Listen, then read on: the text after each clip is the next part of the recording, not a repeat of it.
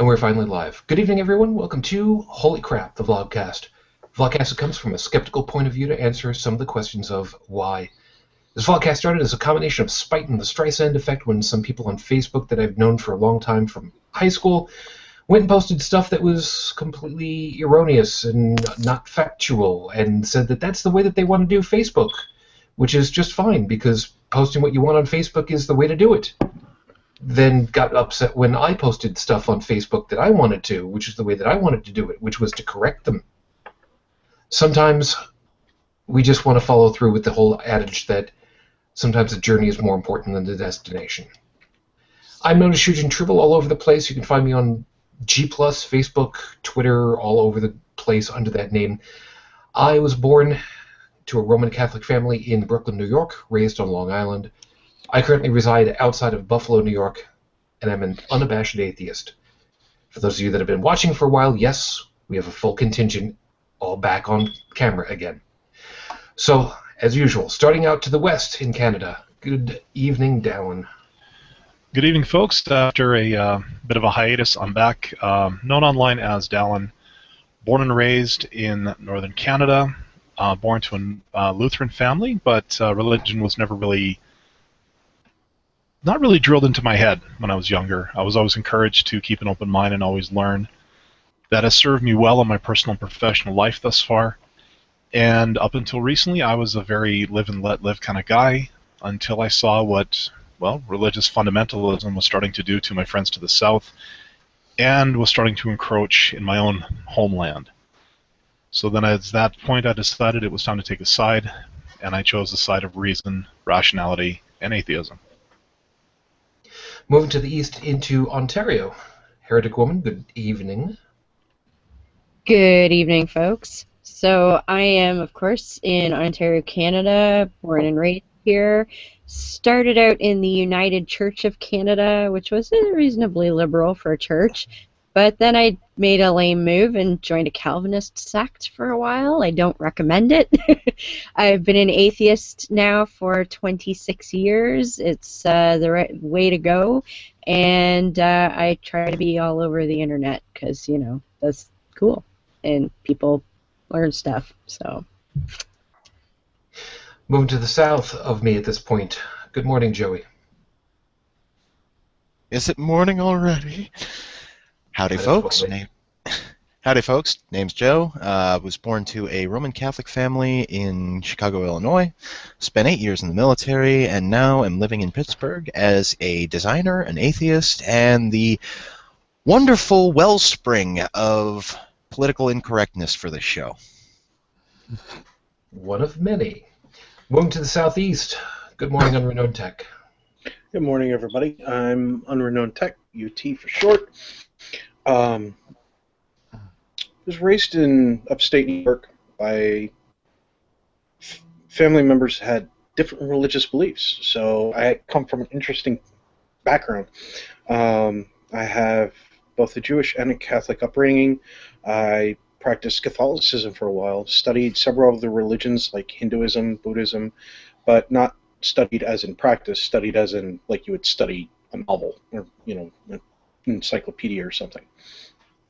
And but I noticed a lot of consistencies between them. Things, you know, every single religion's always trying to control you in some way, shape, or form. Don't eat this, don't wear that, do eat this, do wear that. Submit before your husband. And it's like, well, I don't have a husband, so I don't have to worry about that. I see heretic woman laughing over there. It's like, uh-huh. And I'm an atheist. I slowly came into being an atheist. The rationalization dawned on me. What's it been, Sujin, now? 3 years? A 2 long years? time. Yeah. And I'm proud to say that I'm neither kosher nor halal because I love sticking pork in my mouth. Always nice to know that meat is just one of those wonderful things for you. I love pork rinds, man. Moving across the pond to what I would otherwise call the old country, into England. Good morning, Chris. Good morning, Shujin. Yeah, I'm Chris, based in Northern England. I suppose I've always really been an atheist. I was raised in a nominally Catholic household and went to church for a few years as a child, but it never really took. I never really got it. Um, I've been more active for the last couple of years, as with Dallin, after seeing some of the lunacy in the world and the unfortunate effect it has on lots of people. Okay, I thought there was going to be more. And Not today. moving south across the tunnel to Joseph. Good morning. Good morning. Yeah, me too. I'm a man of few words. I was brought up Anglican. Oh, by the way, my name's Joseph. I was brought up Anglican and didn't see much sense in it.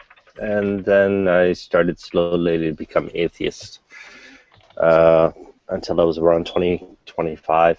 And today I do everything I can to promote critical thinking and thinking in general. Fair enough. As always, everyone, thank you very much for your time. And those of you that are watching on the stream, of course, thank you very kindly. With any luck, we may actually break double-digit numbers of watchers. There was a little something going on the Facebook groups where I made a suggestion on how we might encourage more people to be with us, which may end up doubling the figures. I don't know. It may have to be very cold for that to have happened, but you guys who are in the know exactly what I'm talking about. Have a good laugh, and thank you very much for the duct tape. I see you over there, Chris. So we are going to be drugging the water supply then? We just might, but we'll have to see what happens with that. Before I go ahead and get into the 5-minute freestyle, of course, for all of the podcasters who have been taking part in the podcast awards, I, at this point, don't have any idea who won, but I would like to congratulate all of you, and good on you for even getting noticed. We should be so lucky, maybe, who knows, in about another 5 years when we've got enough dirt on everybody to get more people to watch and listen, maybe we'll actually make a run at it. After I can talk back to the old country and get somebody to help me with that, in this case. I'm still trying to hack a few webcams on my side, so be patient. Yeah, in this case, I'm referring specifically to Brooklyn being the old country, because, for a couple of $100, you'd be surprised how many people you can encourage to come over to your way of thinking. But that may be putting me into an area where I might be prosecuted for, unintentionally admitting to stuff. So before I get myself any much deeper, with, of course, apologies to Noah and Heath from the Scathing Atheist, with 5 minutes on the clock. If you guys were watching the Twitter account for Holy Crap, which is actually Holy Crap TV, or if you were catching over on the Facebook page, and yes, this is kind of shameless self-promotion, which I'm exceedingly bad at, you would have seen that I posted a link to a news story that happened on Monday. It came through on my feeds on Monday. It was about an Afghani woman who was complaining about woo salespeople out there, somebody who was peddling charms, saying that they had nice properties and they had whatever it was that was being peddled. And she basically said, come on, really? No, you know full well that that's wrong. You know it's all BS. It can't possibly be. Raising the skeptical flag and basically saying, put up or shut up. What are you talking about? You know full well that this can't possibly be, so, cut it out. And somebody, don't even know who, somebody from around, in the middle of all of this yelling and screaming, as it got more and more heated, made a suggestion that she had burned pages of the Quran. No rhyme or reason. No rhyme or reason whatsoever for anybody even suggesting it. And that was all it took. Mob formed and killed her. For no reason other than somebody suggested that maybe this woman who was asking questions burned a holy book. or pages of specifically. Now, this wouldn't be a surprise for me to go ahead and tackle, because this is absolute lunacy. I mean, just on the face of it, this is just insane. Because somebody just suggested, somebody threw out that possibility, and then everybody just said, you know what, vigilantism's a good thing. It's a good day for you to die. Well, she did. And what's the police going to do about it? How many people were involved? Who's going to admit to it?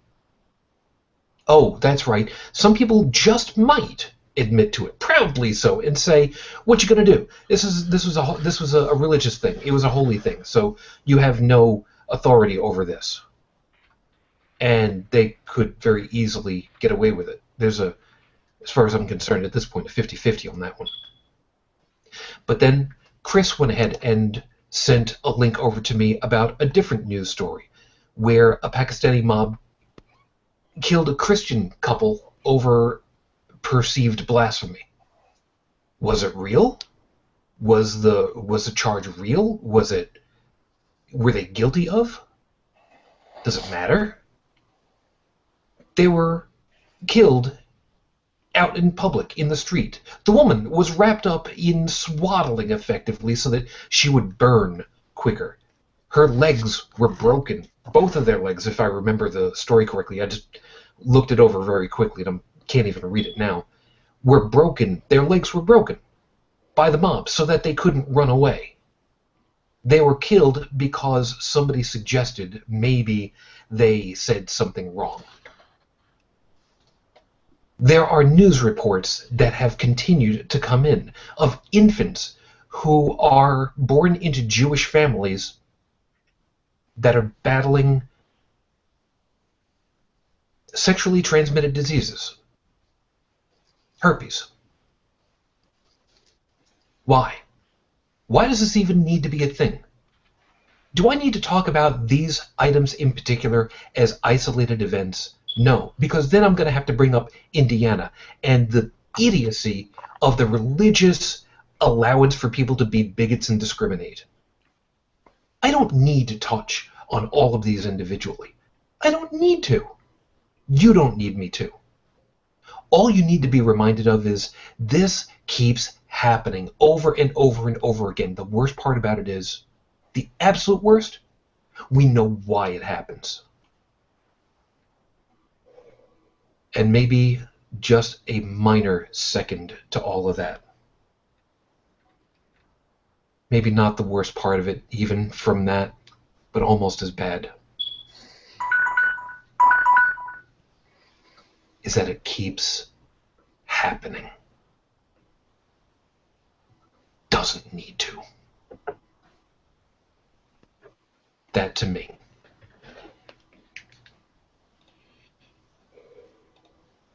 is sad.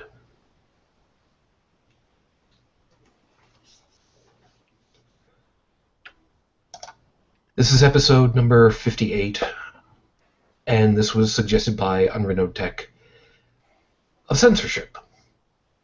He was all ready to do this one last week, and I got into a huge mental tizzy, so I completely forgot and skipped over it. And it is a topic that I actually have wanted to talk about.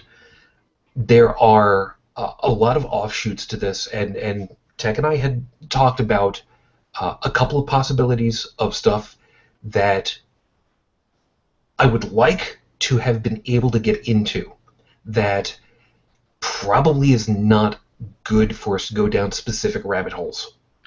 So we are not going to go down any specific rabbit hole for any specific government or governments.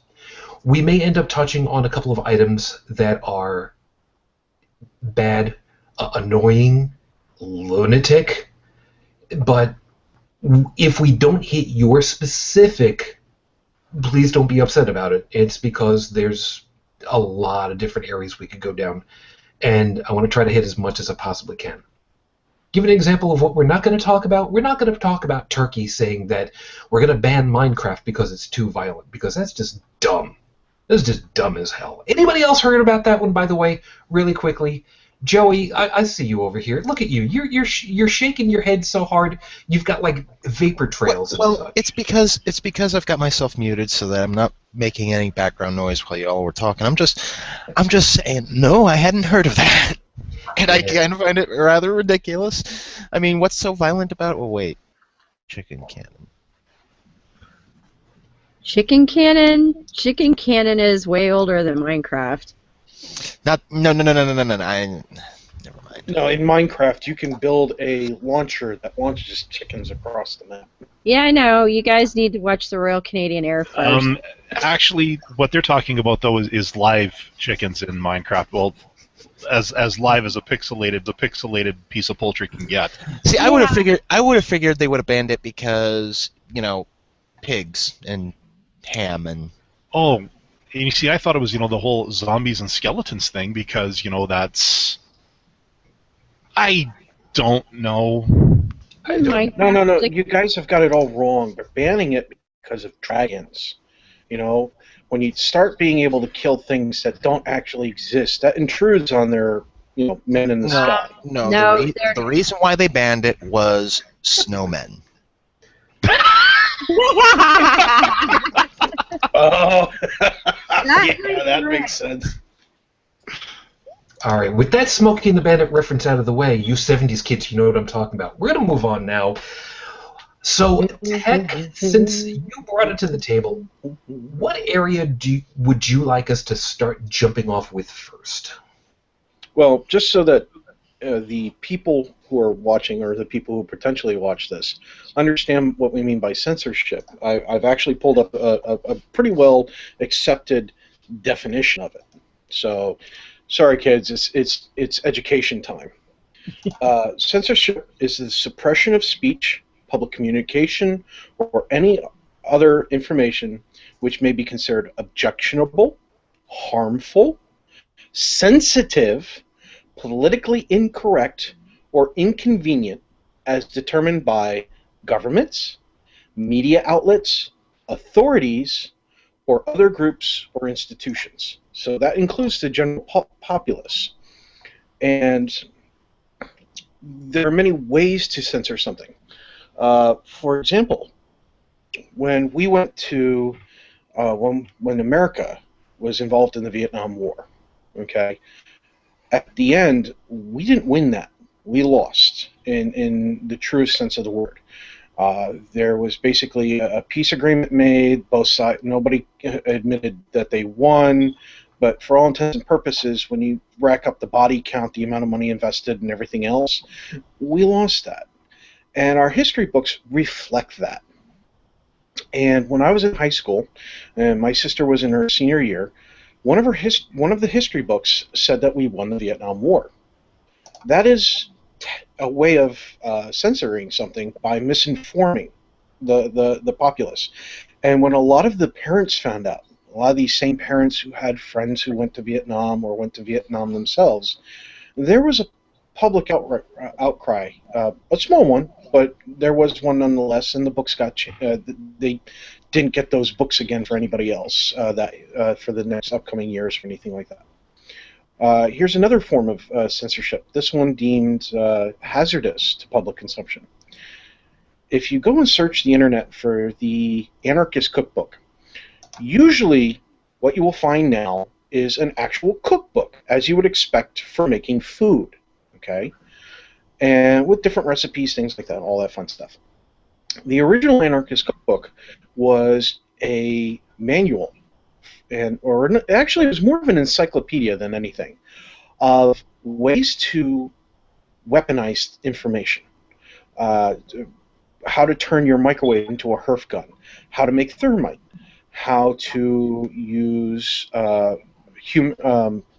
what do they call it, Sujin? Social engineering techniques, all sorts of stuff. Some of it that our government employs, some of it that other governments employ, some things that were stumbled upon throughout history, and it was deemed hazardous for the public because there's so much information in there that most of it's designed to create harm or anarchy or whatever the case might be, that many governments try to censor it every year, including our own. So it gets a little bit harder to try to find when the new edition comes out to get it, but there are means to get it because you can't suppress everything.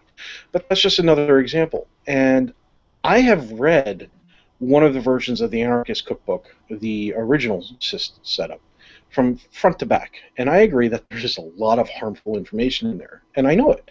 But I would never use it because I would never want somebody using that information to harm me. The golden rule.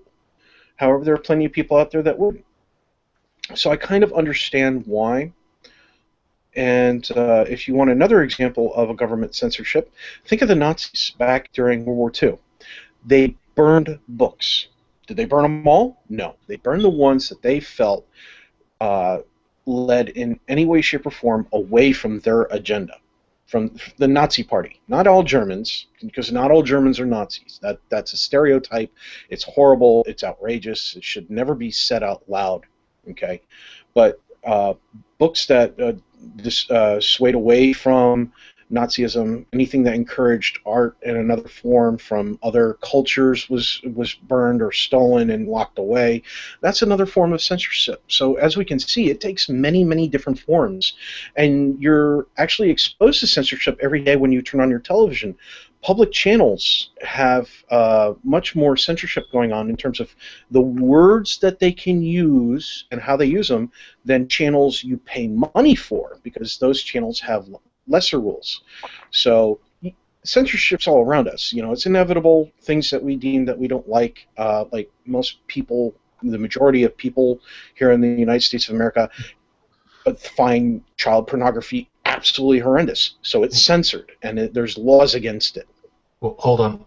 I'm gonna pop you right there, because that's then starting to get into a different area than censorship per se. So I want to. I was trying to show the different examples, the different types that it can take on. No, I got you.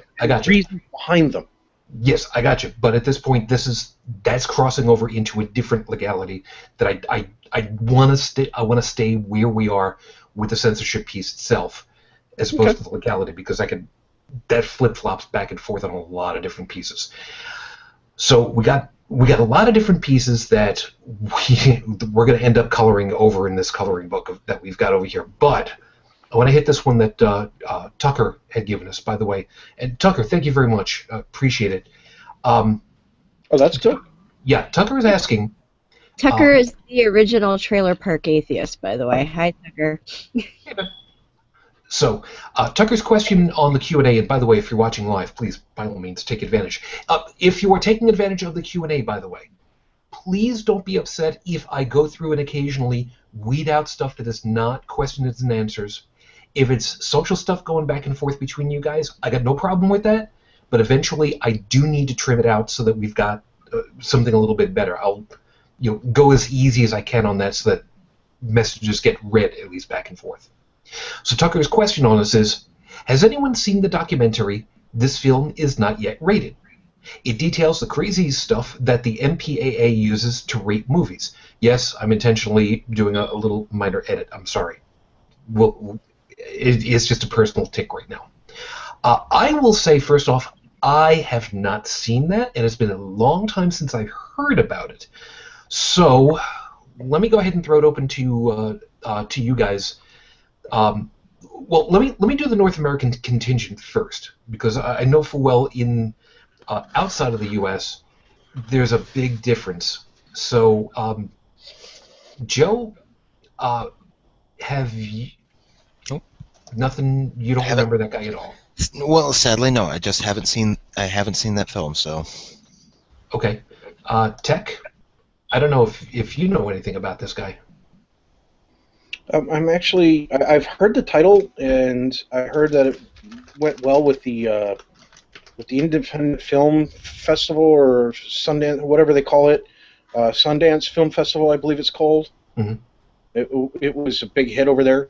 But as far as like the MPAA is concerned, it's like an NC-17 movie because it has sexually explicit content in there. But it's not just about sexually explicit content. You know, it talks about people and their educational levels, their disparity between ages and thoughts about what's socially acceptable and what's not, and how the MPAA goes about their ratings, statements that they've publicly given, and that's about the extent of my knowledge of it. I actually have not had a chance to sit down and watch it from start to finish. Okay, fair enough. But now that Tucker has brought it to our attention, this is definitely this made my top 10. This has now been added to my top 10 of I need to sit down and watch this damn thing. Great. All right, Heretic Woman, I'm bringing it up over your way and flipping around afterwards. Are you at all familiar with this guy? And I know full well that the MPAA, if I remember right, is a U.S.-based only. It doesn't exactly have the same sway for you guys. Right. Yeah, I have heard of the movie. I've not seen it, but yeah, we have the Canadian. Oh, Dallin, what the hell is it? Canadian Broadcasting Board or something. Yeah, I'm blanking on the actual name of it. CRTC, Canadian something. Yeah, it's CRTC. Oh, wait a minute. The Canadian Radio and Television or Telecommunications Commission or something like that? Yes. I think it was television, but they may have changed it to telecommunication. But CRTC. Yeah. So yeah, I've heard horror stories about some of the things that the MPAA does, and that some of their rulings are kind of nonsensical at times. But we're pretty okay up here, I think. And I think as far as movies go, though, they probably take lead from the MPAA.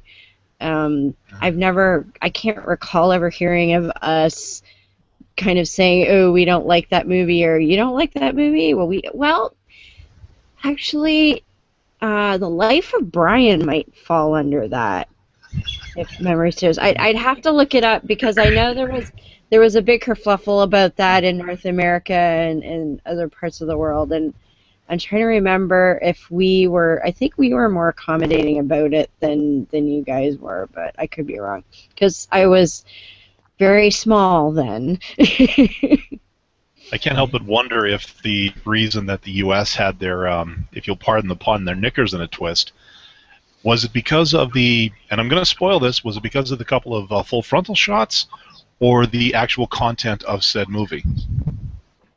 Like what the movie was actually about. Which movie are you talking about, by the way? The Life of Brian. Oh. There's some genitals in there of both varieties. Yeah. I had to say that she didn't look that bad. I don't see why they were having such a tizzy over it. No, I think, like I said, Tech, I think that tizzy may have come more from what exactly they were lampooning. Yeah. And, the fact that Jesus wasn't, left the poor Samaritan and buggered off and kind of went, woohoo, and was never seen again, that kind of thing. By the way, I found a quick, a short version about it. So it appears that my original statement, maybe I was getting it confused with something else, because according to this, the film discusses disparities the filmmaker sees in ratings and the feedback between Hollywood and independent films, between homosexual and heterosexual sexual situations, between male and female sexual depictions, and between violence and sexual content. Mm-hmm. So, alrighty. All right. So let me, Joey, what are you sniggering at? Well, two things. One, I can't help but find it funny that the very first film that we discuss on the subject of censorship, after the documentary, is The Life of Brian, considering, it has a rather solid segment in itself about censorship. No one throws another rock until I blow this whistle. Even if, and I want to make this absolutely clear, even if they do say Jehovah. All right. Tucker's just saying that the MPAA does have religious leaders on the board. Yes, I've I kind of believe heard something Gomer about Pyle said it best. Surprise, surprise, surprise. And Yep. the second thing I wanted to touch on just real quick is Yep. how sad I am that this is not a Power of 10 show, because on the subject of censorship, we are censored, and I cannot channel the one man who has defined censorship for me more than anyone. That would be Pope Carlin. George Carlin. 2 more shows, Joey. Just 2 more shows. 2 more weeks. Yep. All right. So over I would over have called, by the way, I would call him Rabbi Carlin for the simple reason that he has a habit of cutting idiots short. Oh. At least we don't get to call him none for that habit. Anyway, Chris, let me bring it over for you now. Now, as we know full Should I well, really come back? you're welcome. He came back Yeah. with the worst pun All right. that I came up with. What can I Yeah, tell I'm you? not sure I had to follow that. All right. So for you guys in England, what body is it? Is it a governmental agency, a quasi-governmental, that has anything to do with the expected ratings for? We'll stick with movies for the moment, because I mean there's a whole ton of other stuff. I'm just checking them up now. The body's called the British Board of Film Classification. It's a non-governmental organisation founded by the film industry in 1912 and responsible for classification and censorship of films within the UK. So it's different from the MPAA, which is a sort of trade body basically for promoting the interests of the motion picture producers. But yeah, they do the ratings for sort of film, video games, etc.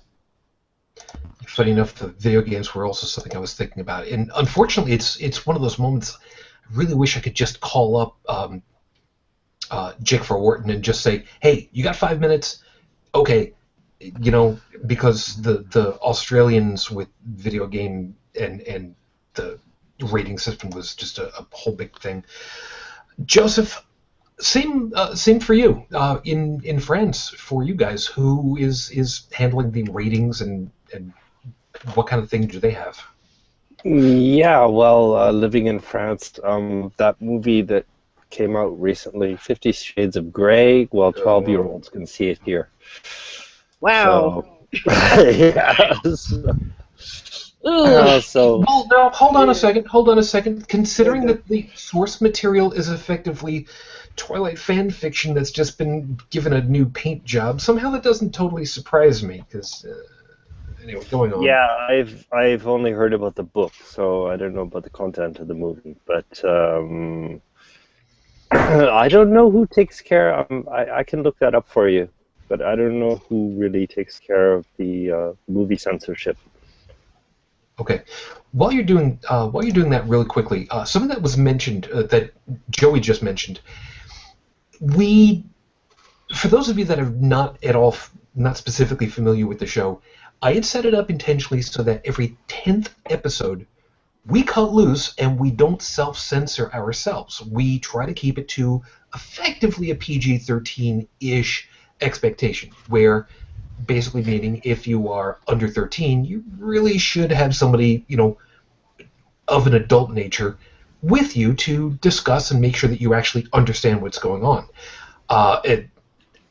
Joey and Dallin would both understand this reference. My daughter, codename Tiny Tribble, has listened to some of the stuff that To the Ranting Griffin has put out since she was, 6 or 7, so long as I explain, okay, this is what the guy is really talking about. And he's a comedian who can be very over the top. Give you an example. Okay, Dallin, go ahead. What is the name of one of the famous, fabulous DVDs that he's had out there? What was the name of it? Oh, geez, I actually own a few of these. There's Apocalypse of Cute. Hold that. Joey, you've got the other one. I know it. 3 cheese baby. Thank you. The reference to, of course, Wait. we Is it a just want to eat. Christian baby, though? It doesn't really much matter. Really, Sure at that does. age, who can tell? We are these horrible atheist people. We can only eat the blood of Christian babies. Yes, Oh, wait, well, no, that's I the can- Jews. We Religion, eat babies in general. religious babies. Oh, okay. I got that. Yeah, but So, I like to eat barbecued babies. What's On your a problem? bagel. Oh, nothing. Just saving money on stickers. Oh, I do have that Jewish background, so I have to have my baby cooked on a bagel. we'll find the cream cheese for you. So, Joseph, how did you do? What did you find out? Yeah, You it's can't have cream cheese and baby. You can't mix meats and creams. It's not Oh perfect. yeah, that's right. Yeah, you'd have you'd hate those burgers that I'm planning to make tomorrow. Guys, it's early in the morning for him. He got up early special for us. He's got his coffee early. Let the man talk. Why? Yeah, See, I can it's be- the Commission de Classification Cinématographique. Which is Greek to the rest of us, which loosely No, translates. I understood that. You know I what? figured Screw that you, one man. out. Screw you. Bunch of uneducated heathens. Yeah, jeez. C'est mon utile. Bon, ça so- suffit, je vais faire le reste de l'émission en français. Ditto. Yeah, it's a branch of the Ministry of Culture. And it's a commission for film classification, I guess would be a rough translation. Okay, So it's a part of the so- government. Okay, so in your particular case, it is actually a governmental body, or a subset of the governmental body, an actual official. Yeah, Okay, It is in Canada as well. Yeah. okay. which is kind of cool. But anyways, that should be one of the government's roles, no? That we should have access to. Well, now see, that's where it gets to be interesting. For us on this side of the border, for the U.S., the MPAA's rating system is basically a film industry's agreed upon item that It's a standard. it. See, that's Do the problem. voters have access to No, it? no, it's a standard that's been agreed upon by the film industry. Okay, it's not a Right. government standard. It's a Right. film industry standard. So technically it is correct to call it a standard. It's just you have to remember whose standard it is. Right, and it's agreed upon by the studios and by the studios here in the Theaters, U.S. Well, rental stores. Well, actually, hold on a second, because there's a piece of that that's not quite. And Chris, you were saying that for you guys, it's a non-governmental agency also. Kind of similar. I've actually just been doing some more check. It looks like it was founded as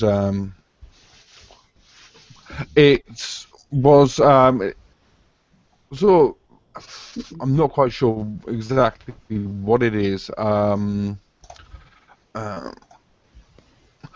it looks like it may have started out as a non-governmental organisation, and now it's like an independent organisation, but it does have statutory responsibility for like rating like films and whatever, and so it looks like it does have the legal responsibility and powers in that case. I'm not a lawyer, so I don't get exactly how you'd characterise the organisation. No worries. And yes, please, as a reminder, we are lay people. We don't know all the ins and outs of the law, not by a long shot. So again, these are our perspectives and our understandings of this stuff. The best is what we understand. And even though we are only 1, 2, 3, 4, 5, 6, 7? Okay, 7 people, as opposed to 7 billion people on the planet, plus. We're not exactly a full representation of what should be or shouldn't be. We just each have our own individual perspectives on it. So if we're wrong on something, it happens. It's happened before. We'll change our mind and things work this way. Now, the reason why I wanted to make the distinction of a governmental organization versus an agreement of a trade union, effectively. I may be using the wrong verbiage for this, so please forgive me. Here in the U.S. in particular, if you want your film to end up in theaters with the expected grading, which at this point would be, and some groups may not remember these in particular, but G, PG, PG-13, NC-17, R. You're right. I got R. You're right, and R, and then NC-17. Sorry, there've been a couple of changes to the setup in my lifetime, so things have gotten a little bit squirrely. I'll tell you why in a second. You need to go through the MPAA in order to have your film classified by them, and they have a group of people who look at a film, watch the film, and then decide what do they think it should be rated at, as far as to should it be available for general audiences, audiences with parental guidance required under 13, so there's a little bit of wiggle room, R, which would be restricted to you need to have a guardian with you, whereas PG-13 it's kind 17. of 17, and then R, which is restricted, no one under, generally speaking, it might be 16, might be 18, I forget exactly which number it is, but if you are not of that particular cutoff, you ain't getting in, doesn't matter. Now, these have kind of morphed over into different areas. Dallin, as I recall, from seeing the Canadian TV shows, there are similar ratings for TV and movie. Yes?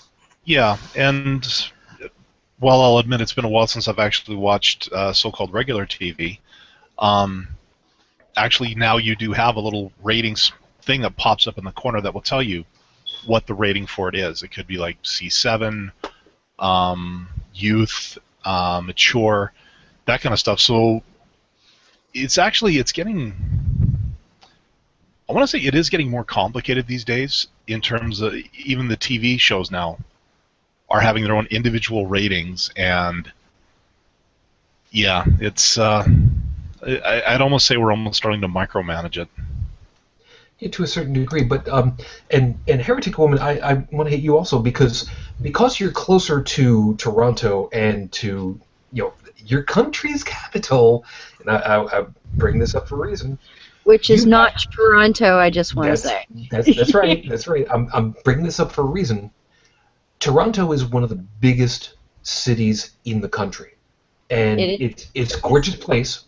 But you guys have also got a lot of the broadcasting facilities out of there. Yes. You end up with groups like This Hour Has 22 Minutes, which is a satirical outlook on the news. You've also got people like Rick Mercer, who is an incredibly wonderful, scathing commentary person on the news, not too dissimilar from the hell's Jon Stewart.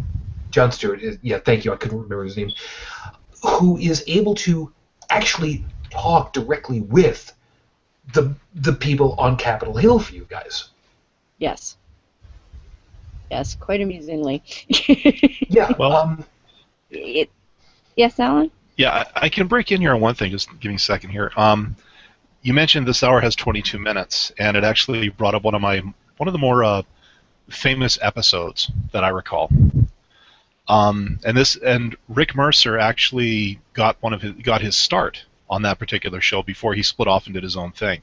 Right. And by the way, Shu, the ice cream is delicious, just so you know. We'll get into that later.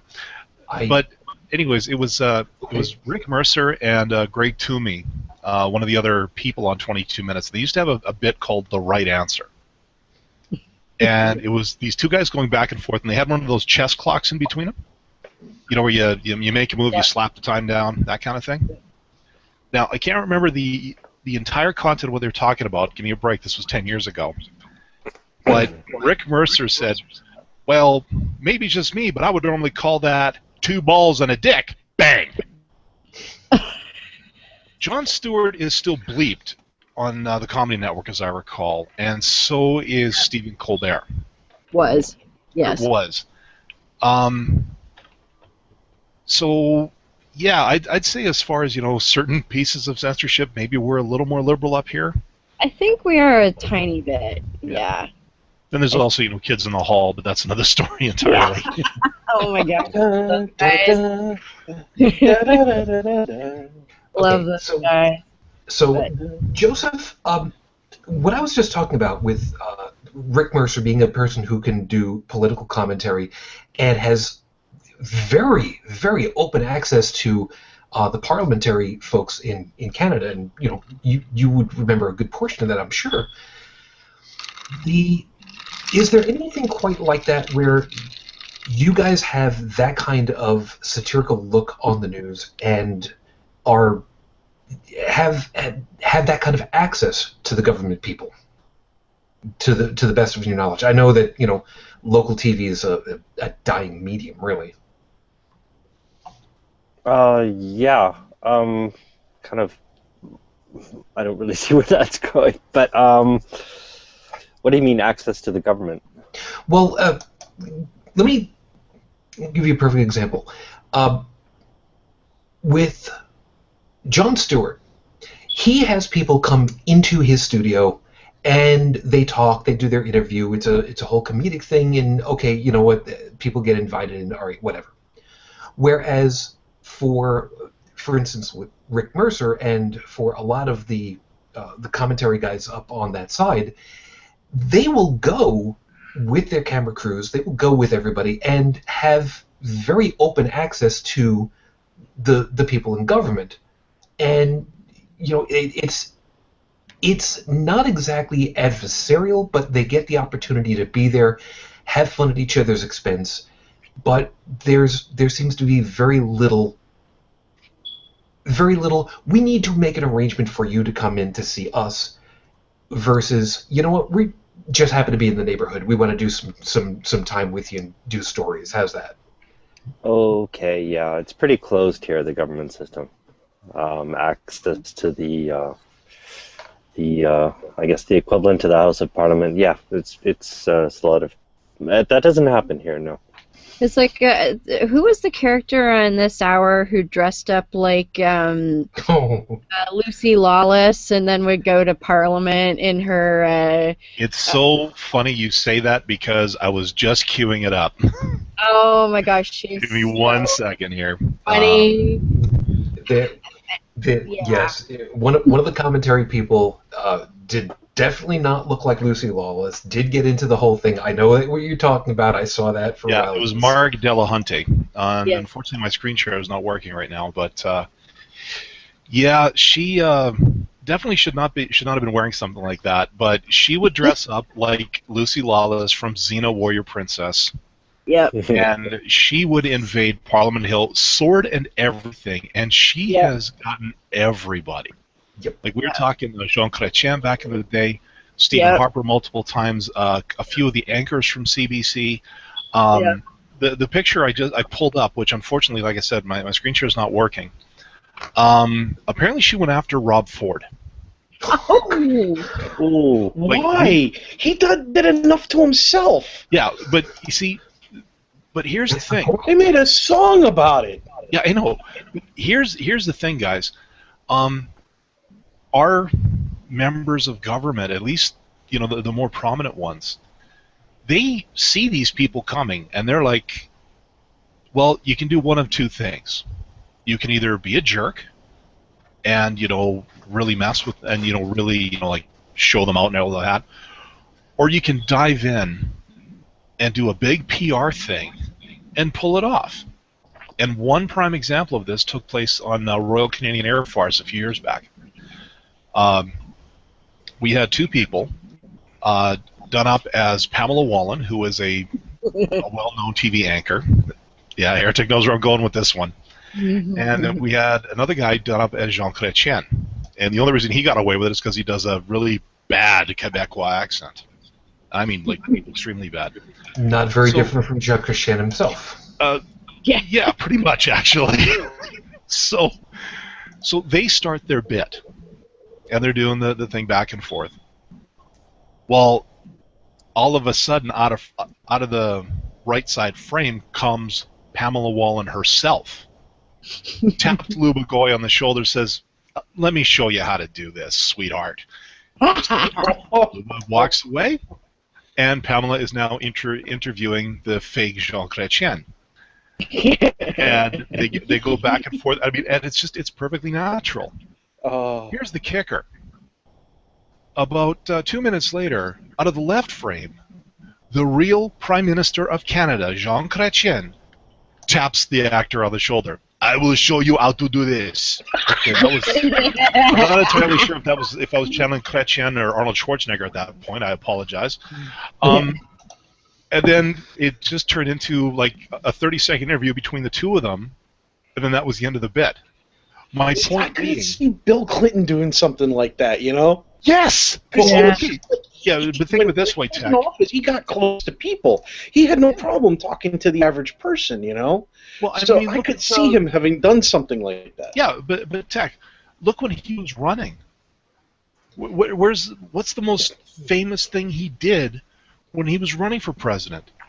Played the saxophone? On the Arsenio Hall show, he shows up in the band. I Yep. remember that show. I do too. Yep. I was like, Yep. we're zany to the max while Bill Clinton plays the sax. Think Yep. about it. Yeah, Like that put him on the map. And then right after him, you get Bush, and suddenly it's, you better watch what you say. What? Yep. You guys are actually zeroing in on where I'm going to end up going with this, and why I'm going to pull this all together in a second. Chris, I'm going to guess that the answer is, oh, absolutely not, hell no. Stuff like that doesn't happen over there at all, does it? I'm gonna have to bow out on this one, I think. I've watched virtually zero TV for about the last 8 years, maybe. We are not amused. Well, yes. So I'm not sure what the latest kind of thing on this is going to be in the UK. I really should get a TV again and check it out. Nah, it's okay. You can just pull stuff up on whatever it is. And oh my God, Heretic Woman, you found her. Yes, there she is. Thank you. I don't know why my screen share is not working. That's- Don't worry. Heretic Woman, can you zoom in on that? And I'm going to turn my camera off for a few minutes. no. The first time you say I'll be in my bunk, you're gone. Don't even I'm start. sorry. Jack, this is not a power of 10. Hold it in for another couple of weeks there. Jeez. Okay, so why am I talking through with the MPAA and how much access we've got to the government for these comedic pieces? Actually, there's a really good reason why I'm actually going to pull these two together, because the MPAA in particular, since that's where we started off with, is a group that doesn't have any official governmental power. They can't jail anybody. They can only make recommendations on what ratings some group should have, and those ratings go on their movies and then get plastered onto the movie theaters where everybody would see. Who has the actual talking position on these? The MPAA itself is a nameless, faceless organization for the most part. Yeah, you can find out who's actually, part of the board of directors, but who's actually making the decisions on what to rate, you don't get to find that out. Voters have no access to this. Exactly. Yeah. Now, the scary. movies, you get a rating from the MPAA, and it goes on your movie, and it helps to determine who's going to see it. Thereby, if they say there's too much blood, i.e., one of the Godfather movies, you don't get all of the people that you want. Because if it's rated R versus, PG-13, because there's a certain level of blood involved, you're not going to get all the people that you want. I'm going to give him a rating. He can't refuse. Well, You can't actually, dispute. now, just follow me on this a second, because there actually is a tie-in. I promise you. I'm getting to it. In the 70s, there were a couple of movies that I vaguely remember that were originally released that came out with an R rating, restricted, which meant that only adults were allowed to see it, and then was re-edited not very long after to come into a PG rating at the time. PG-13 did not exist, so PG allowed teens and pretty much anybody to go in to see it. And when it was re-released as a PG instead of an R, another wave of people were able to come in to see it, another wave of box office sales, another wave of more money coming in for the studio. I'm specifically thinking of Saturday Night Fever. Originally released as an R, got recut, came in as a PG, and generally speaking, that's the version that most people remember at this point. Yeah. Another example was one of the Star Trek movies. It was I'm trying to remember which one it was. I believe it was the fifth. No, Final the Frontier? Spock? no, it was Voyage Home? it wasn't the Voyage Home. It was after that. They got Was it the whales? they had the Chancellor come on board from The Undiscovered Country. Undiscovered Country. Okay, thank you. It's been so long. Yeah. It was going to get an R rating because a Klingon got shot in 0G, and then there were going to be blobs of red blood floating in 0G. So they made it pink. Okay. They made it pink, gave it a PG rating, which then allowed pretty much everybody to go and see it. That's so stupid. Well, I'm okay. sorry, but it's blood is blood. Like, Yeah. Okay. Not if you're a Vulcan. If you're a Vulcan, it's blue. it's green. No, green. But that being said, think of green. Kill Bill. You know the fight scene Yeah. against the Crazy 88s? Yeah. The big fight scene? Yeah. The reason it was done in black and white Black and white. was the same reason for the pink blood. They were trying to keep the rating to a certain level so that they could profit from it. Okay, now here's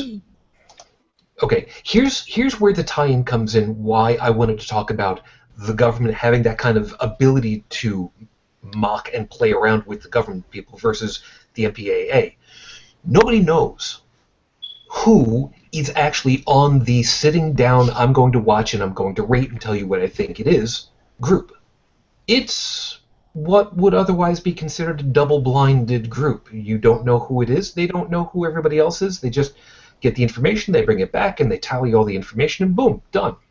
We have no idea if they have any kind of an agenda, and unfortunately, because Hollywood, USA, is one of the biggest organizations for outputting movies, they put their stamp on it.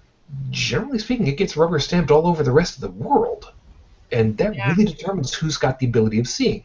Mm-hmm. Yep. Now, the tie-in with the government and having access to be able to talk with these guys is exactly that. You've got the ability of going at Rick Mercer, lovely, amazingly smart individual, has got the ability to go up there to the Capitol and walk through the Parliament building and get all chummy with his audio and video guys and put his arm around the Prime Minister and say, you know, you're being a real screw. What's wrong with you? Mm-hmm. And he's not going to get arrested. He's not going to get thrown into the back of a black van and scurried off to Egypt somewhere. He's going to get great film. He's got the access. And by that extension, the citizenry that is able to see that video also, in their own way, have access to that. The censorship that I'm talking about in this particular case is how transparent are you able to be? Mm-hmm. How much are you able to talk to and get information back from whatever organization has power, whether it's governmental or this quasi-governmental group like the MPAA here in the U.S. or the semi-governmental agencies that you guys have got over there in Europe. It's a pain in the ass to really deal with because you don't know, you don't know. And like I said, it's kind of a double-blinded thing here for the MPAA. Normally in science, that's a good thing.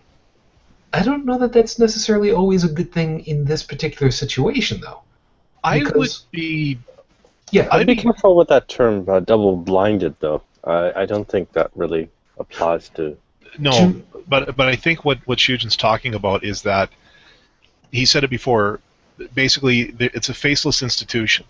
Mm. The MPAA, if I remember correctly, is, like I said, it's an industry regulating, it's an industry-based regulation committee that regulates itself.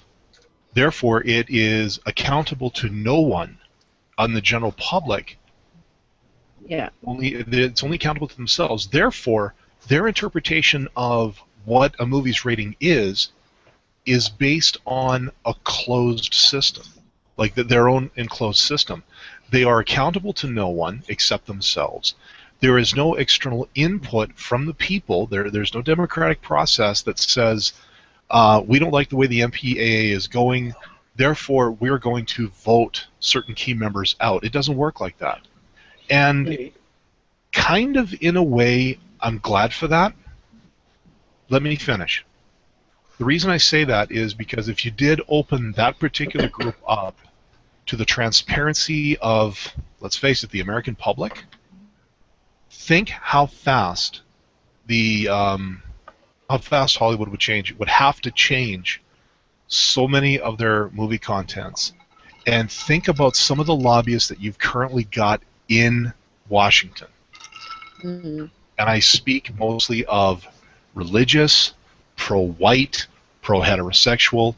A lot of the sort of groundbreaking stuff that we're seeing in Hollywood right now would be wiped out. It would be gone. Because now suddenly Hollywood has to answer to the people, not just their own wallets. You see where I'm going with it? Maybe I'm a little tinfoil hatty on this, but it just kind of popped into my head like... You're not tinfoil, because if you look at what happened with Indiana, right, with their SB 101 bill, the business owners are now able to religiously discriminate, and I think I've got this picture showing up on my screen now, so people can see.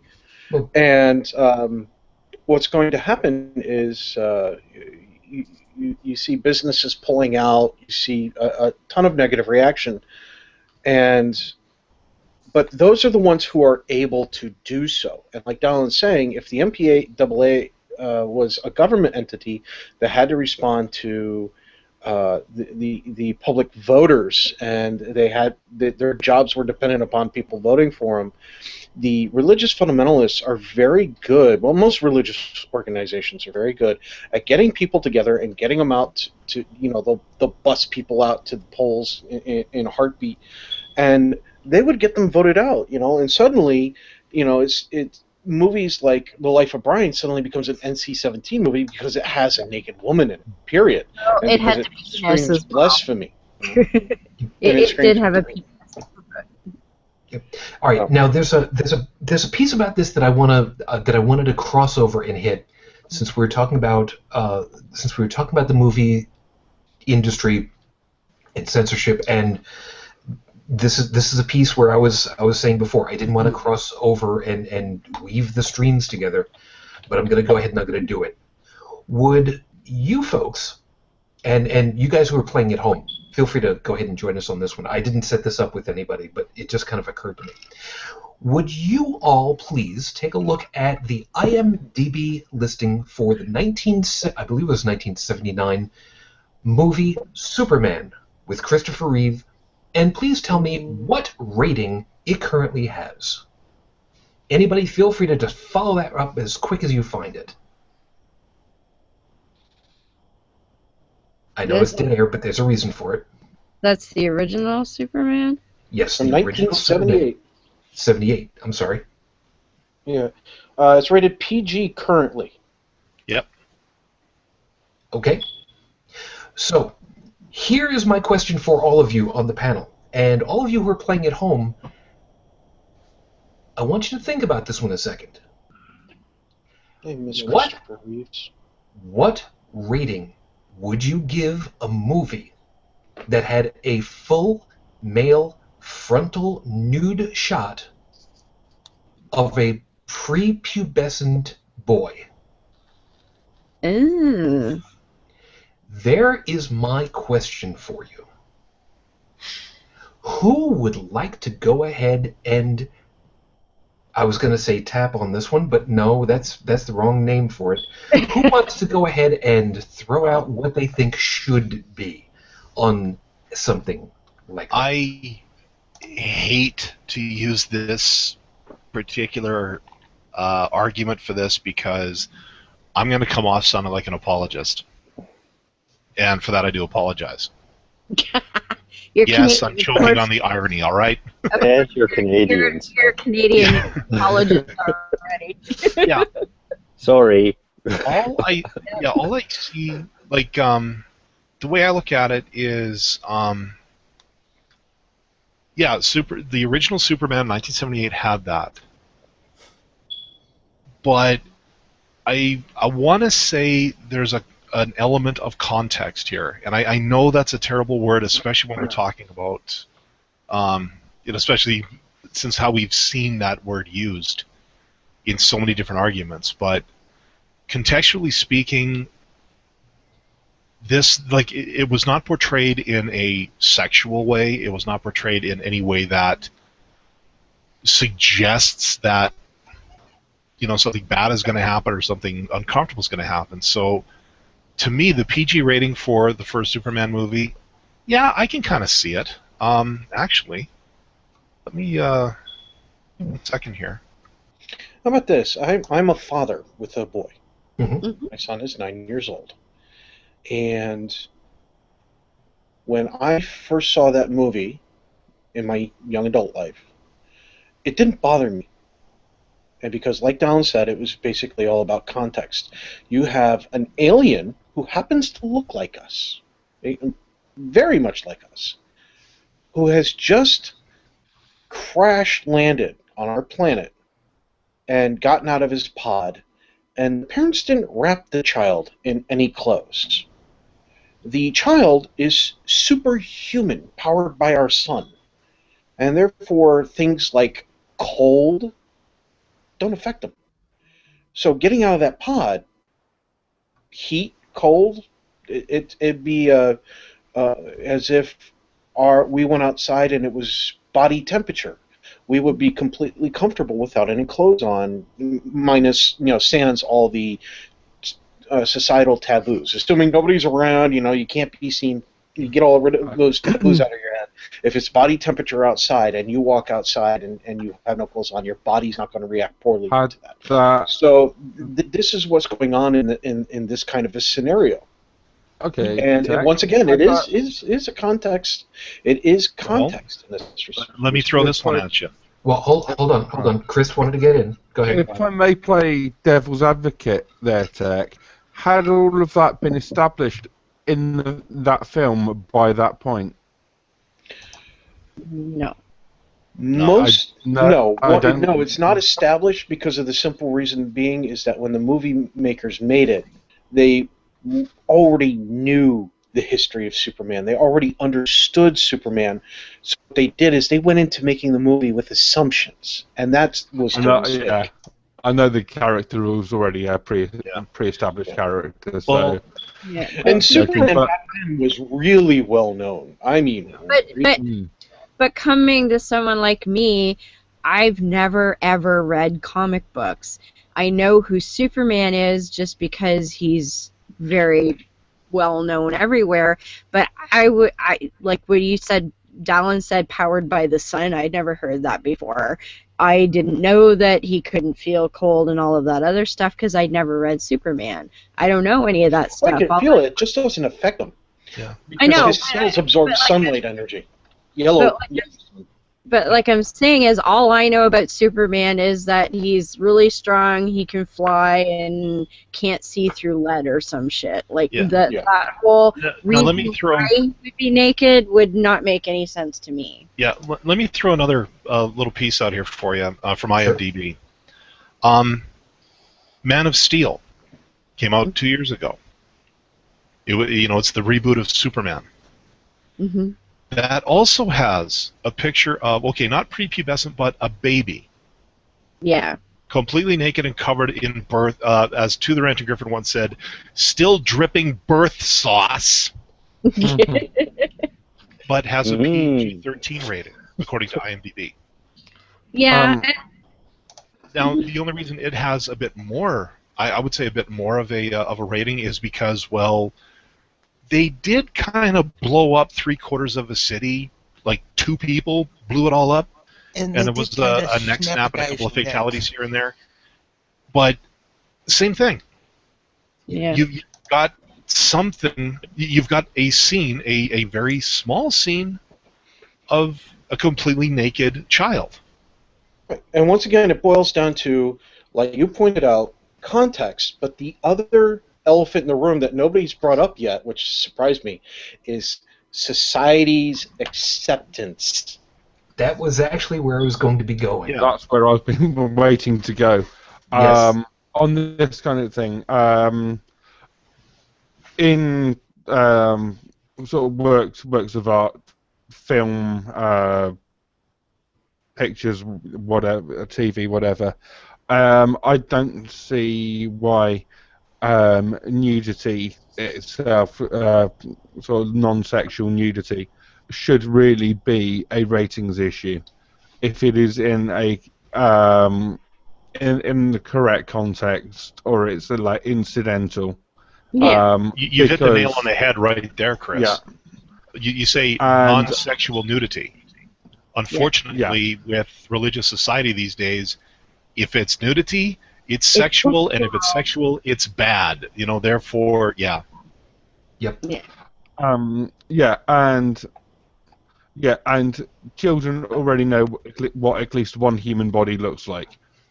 Everyone's got one. It's normal, and if it's not portrayed in any kind of sexual context or gratuitously, if it fits into the context of the work, then I don't really see why it should be a ratings issue. I think the young children are not even going to notice on there, and they're going to be waiting for the bit where Superman breaks out his X-ray eyes or laser eyes or whatever later on in the film. On there, I think the concern is more really from parents and, as you say, people of a puritanical bent. Well, and then there's the issue of parents who don't want to take responsibility for having to explain these things for their children. They would rather just avoid the issue by not allowing their children to see anything that they might have to explain. And that's a problem. And I don't think they should be allowed that. Billy, stop playing with yourself. Yeah. You're gonna go blind. And I don't even think that there would be anything to explain. I mean, going back in history, there was does anyone remember the film Zulu? Heard of it, never saw it. Zulu. I'm in Dylan's boat. Don't rock the boat. Don't rock the boat. Great film, and this was going back in history. There was quite a sort of a racist attitude with nudity in film and whatever, and it was okay to show, like, people from different ethnic origins naked on there, and you get that in documentaries. Until fairly recently. But if you show a Western person, or a woman topless or whatever, that suddenly becomes an issue. I know. It's like, And it's is this on the societal acceptance because it may be something, that's normal in the society that's portrayed, even if it's not normal in the society viewing it. But if you Don't see a forget, some of member the of your original own people. society in that position, it's suddenly a problem.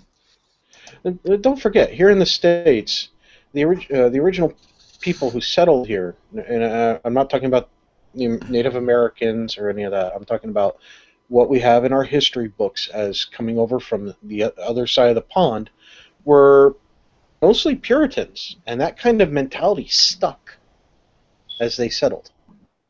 Yeah, unfortunately, a lot so. And that's exactly the kind of thing that I wanted to end up hitting on at this point. Joey, I'm going to give you your opportunity to cut loose. Right now, you've been talking like you've been living inside of a world made of cardboard. So now we get a grand opportunity to find out just how powerful your words really are.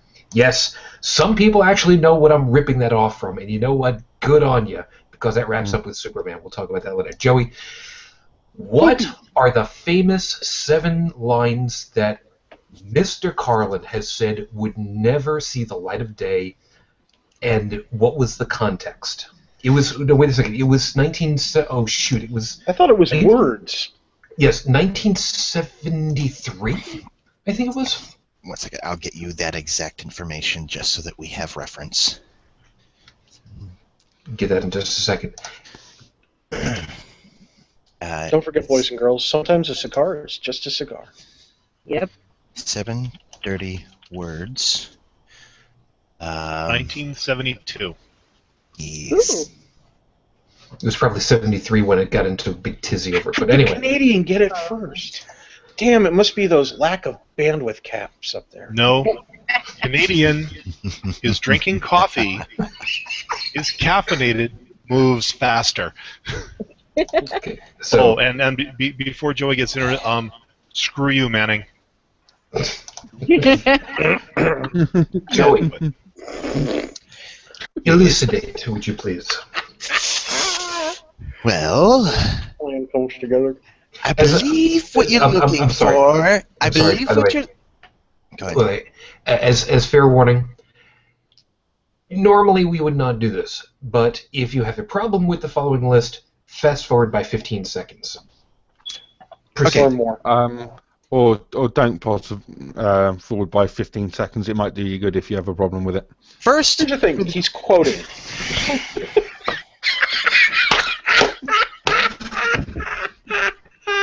Do it. No.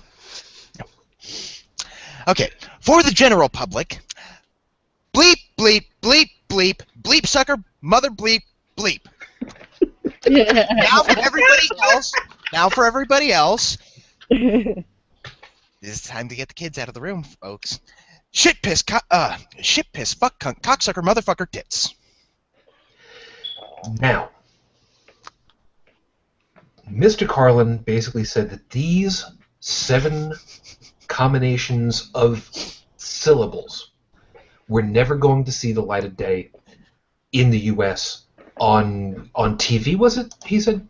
Yes. On television. Yes. Okay. It is directly titled 7 words you can never say on television. Yeah. Now, afterwards, he'd since amended it to add a couple of more things, but neither here nor there for the moment. But here's the thing. Chris, has the expression shit ever shown up in popular media for you guys in any way, shape, or form? Yeah. Swearing on TV and films might be a ratings issue, but it's certainly not censored. There is something here known as a 9 p.m. watershed for broadcast TV, so swearing is heavily limited before then. But after 9 p.m., fine, and people are welcome to swear on TV. When does it start going back into effect? Is it like 9 p.m. to 2 a.m.? 9 p.m. till 5 in the morning, I think. It's basically the time when little kiddies are likely to. That makes sense. And Joseph, not going with the television aspect, of course, but how about for print media? Is anything... Well, actually, I did want to say something about television because you actually can swear on television here because people say mailed all the time. I mean, it's like a common word. But do they say tabernacle? I don't think they do. That's more of a Quebec thing, isn't it? Say hangao. That's a Quebec thing, I know. Okay. Okay. We never listen to what they say anyway. For those of us that don't speak French, what is the closest English analog for that? Merde? That's shit. Yeah. Okay. Now, Va te faire foutre means basically fuck you. Oh, sorry. You know what? It's done. You want to have another go at it? Go right ahead. It's in context. This is an educational program, people. So we're not using it in negative context. It's all about context. Speaking of which, Joey, give us yours. Now, what I would like to point out is that Carlin's 7 Dirty Words was actually an homage to another comedian by the name of Lenny Bruce. Yes. Who, back in 1966, in 1966, he was arrested for his act, 9 words, and in alphabetical they are, ass balls, cocksucker, cunt, fuck, motherfucker, piss, shit, and tits.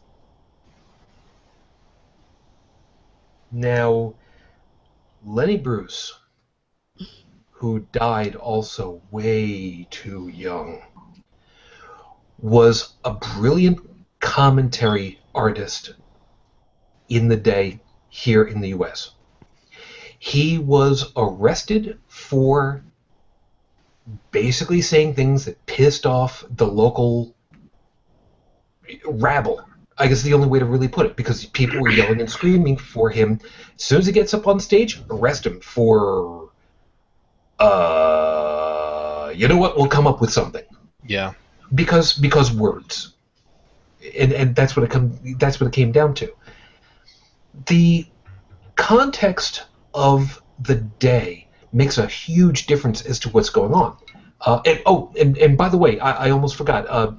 Heretic Woman, on for you guys at night, you've also got differences in what's allowed to be said on TV. Yes. Broadcast. Well, and more than that, when I had cable, there was, and I can't remember what station it was. Oh, I think it was the Tele Latino channel. So it was like mainly Spanish and Italian and European style programming. They had softcore porn on over after 11. Dallin, you got nothing to follow that up with? Really? Well, actually, as soon as I saw as soon as I started looking for the whole thing about Carlin, it took me to a Wikipedia page, and there's a very interesting nugget at the end of the whole thing about the 7 words, and because again I don't have cable right now, I wanted to put it out there to specifically the North American contingent of our little group here.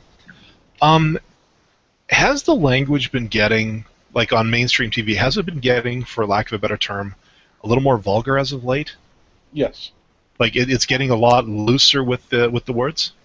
Yes. I've noticed with the news specifically that newscasters get away with saying shit a lot more often than they used to. Less. Well, you might find this interesting. Apparently, the FCC, they never maintained a specific hit list of words that were deemed unfit. Right. But they said they had their own internal guidelines, a la MPAA. Yeah. However, the FCC regulations regarding so-called fleeting use of expletives were ruled unconstitutionally vague by a 3-judge panel of the U.S. Second Circuit Court of Appeals, July 13, 2010, as they violated First Amendment. So the 7 words you supposedly will never hear on TV, granted it's only been 5 years, give it some time. Pretty soon Carlin's reruns are going to be like on prime time, I think. Nice. Because they ain't got nothing else on that's worth watching. Yeah. Well, there is actually a thing. Something by the name of H.R. 3687.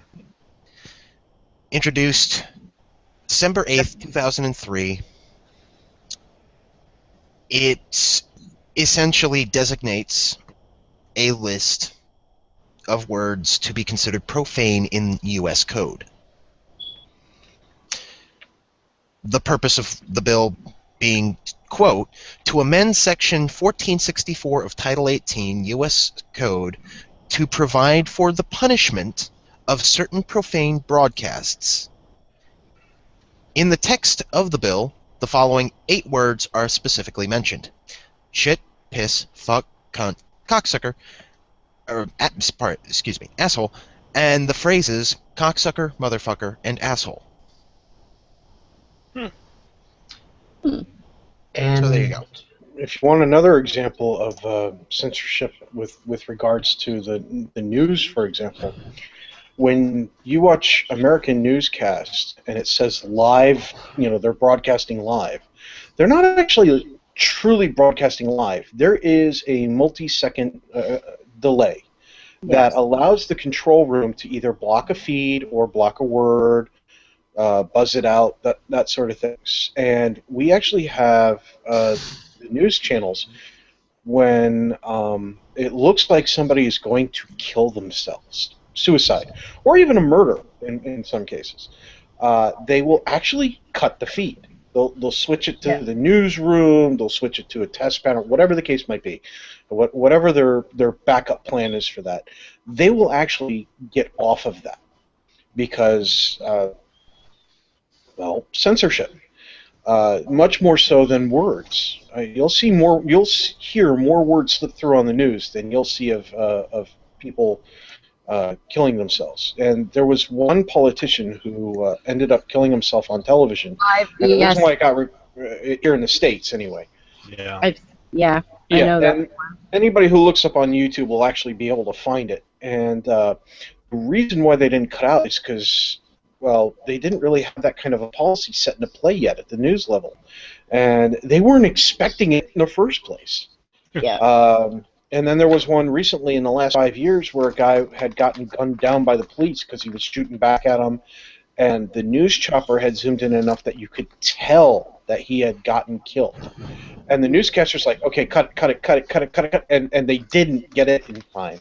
And so he ended up issuing a formal apology to all the people watching, saying that we were supposed to cut away, we weren't supposed to broadcast that, we apologize, the whole 9 yards.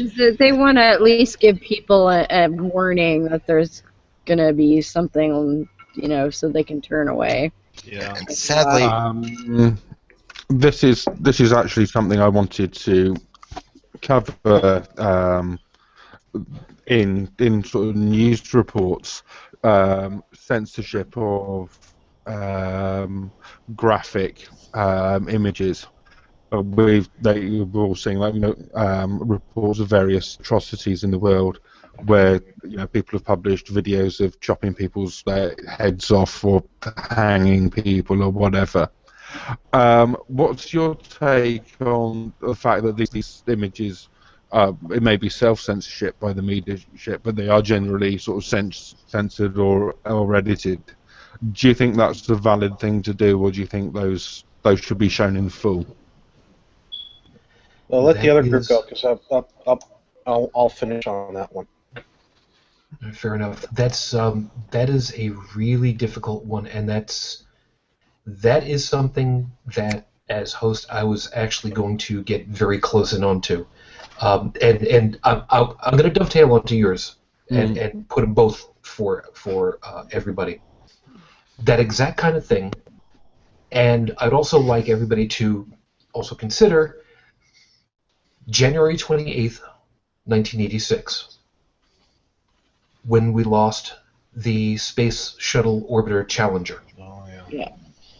It was a horrific moment that the quasi-governmental, governmental agency, NASA, could have, and some people say should have, cut away from the aftermath.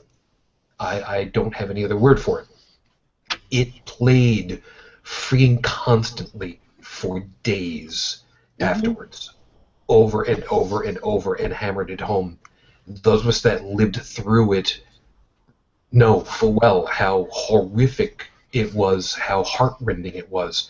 These images that Chris is mentioning, especially in the war-torn areas of the Middle East with sectarian violence now, and I mean, it goes back, I mean, decades for that kind of thing, where you had the Vietnam War was mentioned earlier.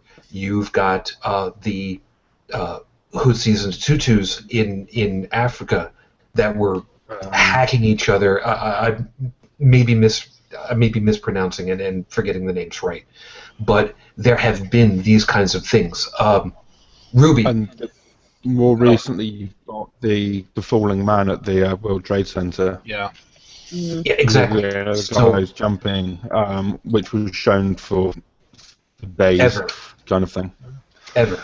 So the question is, and I want everybody who's watching to understand, through this whole thing, we've been talking about non-governmental censorship, and we know that. We know that full well. That's just the way that this one played out. We will end up getting to specifically governmental censorship on another one. That's just the way this one turned out.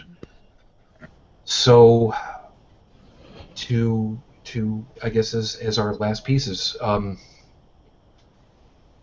this one's a heavy, and I know full well if you guys don't want to touch it, that's completely and totally understandable on my part for you guys. So, who feels comfortable and confident enough to go ahead and take this one? Because you know full well I've got cleanup on the whole damn thing as usual. Well, I'll take a shot at it. I think that you gonna go down? Ladies first. Oh, thank you. Well, I think that it is legitimate news, and I think that those things should be made available, but in a manner so that people can choose to see it. But I think it should be available because, especially with things like ISIS and that, I think people need to really see full on just how horrible that stuff is. But on the flip side, I don't think that it should be something that they risk someone actually being traumatized or a child seeing something like that. So I'm thinking that it's more something that should maybe be routed to a website with an age wall on it. So if you're broadcasting the news, you know, nowadays you could say, we have footage of this occurring. If you'd like to see this footage, please go to this website and make sure that you're able to verify your age or something like that. But I do think it is legitimately important to make that information available, because I think people do need to see, in some respects, how awful those kinds of things can be. Yeah, I've recently seen video footage of stonings and things, and it's until you actually see it, you don't appreciate how horrific some of these things are. I mean, there is an argument for respect for people's like family and friends, so it's not something that you want to be plastering everywhere for days, because obviously you don't. For anyone that's connected with someone who's died horribly, and you don't want to do it gratuitously.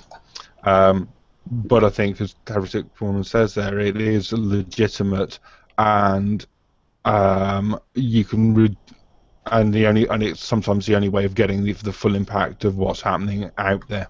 Exactly. Yeah. You know, for me, it's important. Oh, I'm sorry. Yes, Joseph. I just, there's some of these, the most important aspect of these videos I'd like people to see is what happens with mob mentality.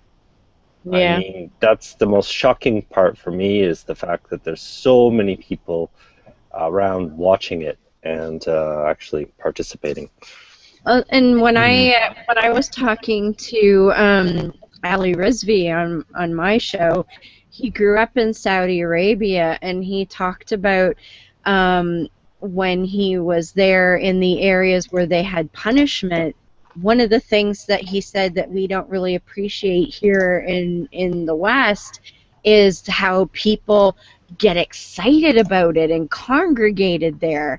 And in the footage that you see of Rafe Badawi's flogging, you do get a sense of that. And he said that that's something that more people kind of need to see and understand, is just the sort of that kind of mob mentality that does go about. When you say that, that sprung to You mind get right the away. impression that this is a real part of the community. It's the culture. Yeah. And the can- culture, I've seen like stonings where like there's a whole town, like, you know, basically, ripping people to shreds, and it's absolutely horrific and sick. But as I say, it definitely has an impact on what is actually going on, and what these events actually entail. Dallin? Challenger disaster, Columbia breaking apart and shooting over the sky, Mm-hmm.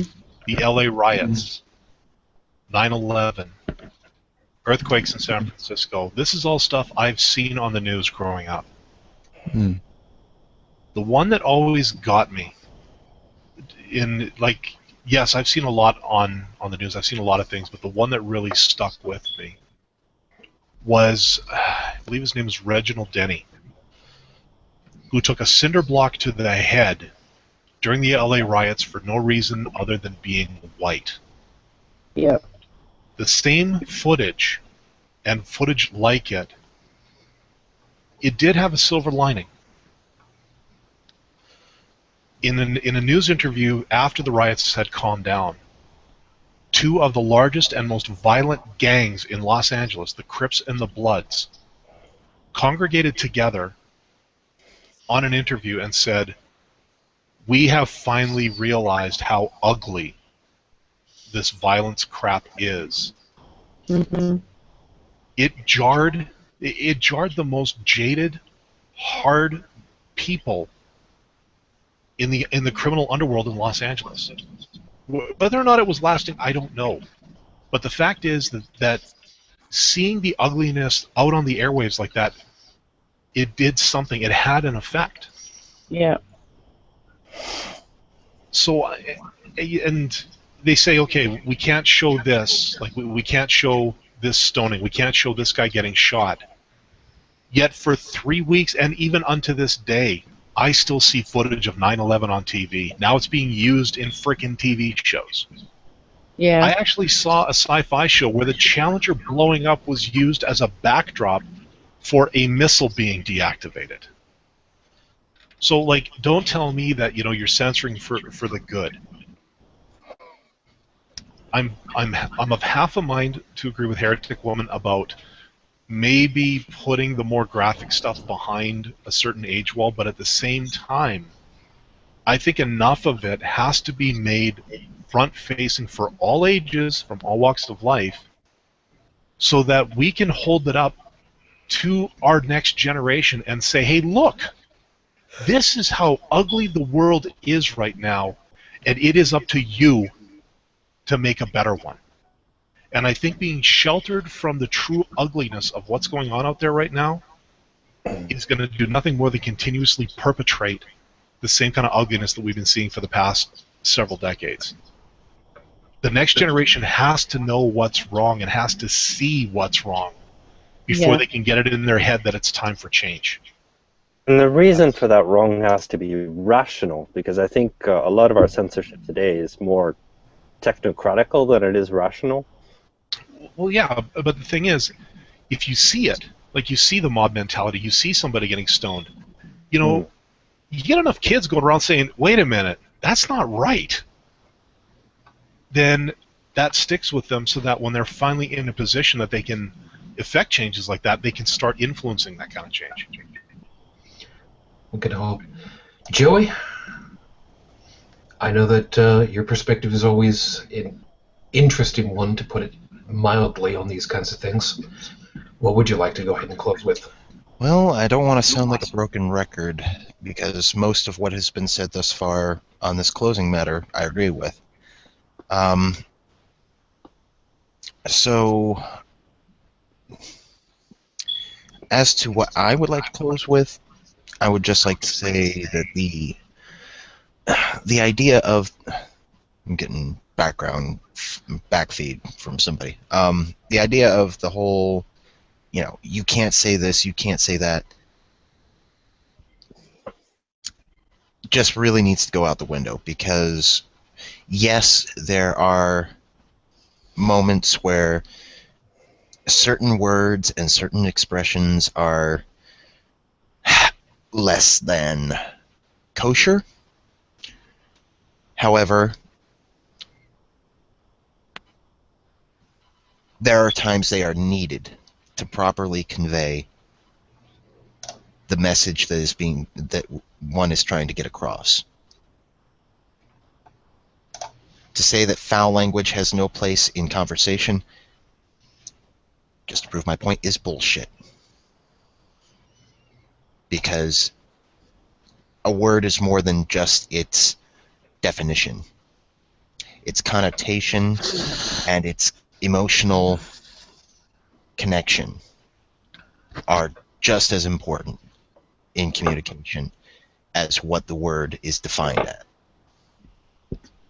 And again, if you can explain it rationally, like, for example, swear words, most of our epithets, they register as a grunt in the human brain. I mean, the word is devoid of meaning. It's just an expression. And if you explain to a kid that, swearing is low, it's not etiquette. Normally we don't. It's a low means of communication, so avoid it if possible. If you can explain that to them, I'm sure they can understand. Fair enough. That's a good point, actually. Yeah. Yes, Chris. One thing, this is an angle that we've not touched on today, but might be interesting to do in the future. One of the things that gets me is that while people are, not meant to use certain words or show certain parts of the human body in film and TV, people are able to make outrageously false and offensive claims and say all kinds of horrible things pretty much freely. And many of these things they're saying do far more damage than a shot of someone's butt will ever do. And so maybe that's the kind of speech or whatever that should be looked at more closely than someone saying fuck. Let's see about that. Tech, you requested to do almost cleanup at this point, so where would you like to close up with? When I was in my early 20s and the internet wasn't as advanced in terms of compression rates and everything else, I still managed to find a video on the internet, and it was entitled "Soldier is Decapitated." There's many of those out there nowadays. The news definitely points out that, ISIS or the Taliban or so-and-so showed a video of, such and such soldier from such and such country was getting stoned or burned alive or decapitated. And we're not going to play that because it's graphic and you don't need to see it. Well, I disagree. like I agree with Heretic in this respect, is that instead it should be, listen, we have a special website set up for this. If you really do want to see it, please make sure that there are no children or people who are sensitive to this kind of graphic violence in the room. If you have not seen these images before, you may need to seek assistance afterwards, professional help, because of its very nature. And I would definitely, and I would stress that very, very much about the possibility of professional help after seeing something like that. Because despite being an adult, despite having knowledge, book knowledge, of the atrocities committed in the name of whatever throughout the history of mankind, okay? Forget country, forget religion, as a whole. Nothing prepares you to see a man being held down against his will, and another man slowly approaches him. Now, mind you, there are several parties involved here. The man holding the guy down, the one holding the camera, the one holding the knife, and then seeing that knife plunge sideways through the neck, hearing in full detail the sound that is being gurgling through the pierced throat and the slightly the destroyed voice box and the mouth of the man who is being killed, and then watching as the soldier slowly saws the knife outward. This was not a quick beheading by a guillotine. This was a slow, methodical murder. And when I saw that, and I can still to this day see it from start to finish in my brain, something in you changes. You see that and you go, oh my, this is wrong. This is very wrong. This should not be happening. This should not happen. Why are they doing this? What has this man done that is so horrible to be put through such a horrendous death? And granted, there are many forms of torture out there that could possibly be worse. But it's something that if somebody told me, listen, you need to show this video to your son, you have a choice in a matter. The only choice you have is to show it to him, choose what age he sees it. There's no way I would show it to him before he was an adult. So that whole concept of a wall, like Heretic was talking about, I heartily agree with. But at the same time, I am tempted when my son gets older to show him that video, because it can still be found, and many like it, that how atrocious we human beings can be to each other, just how violent and nasty and horrible we can be, and how much we censor the world around us, our actions, our words, our own entertainment forms, even our own sexuality, which is nothing to be ashamed of. And that censorship occurs on a huge scale and for many, many reasons. There is, I think you touched on it there. There is the old expression of that everyone wears sort of rose-tinted glasses. Yeah. And there is a sort of mental censorship of the world goes on inside everyone's head to some extent. And as Tech was touching on there, things like that, images like that, I can sort of break through that, and it is a fairly distressing process. Yeah, that video shook me. It can be worthwhile. Yeah. That video shook me at the core, because I've heard through my mother, who her mother was a sergeant in the Army Air Corps during World War II. Rest in peace. And she heard from her mother the atrocious things that were done during the war. That, what the men who came back, who were in the hospitals, what they looked like. The missing limbs, the deformities from the explosions and everything else. When I saw that video, those stories that I heard gained clarity.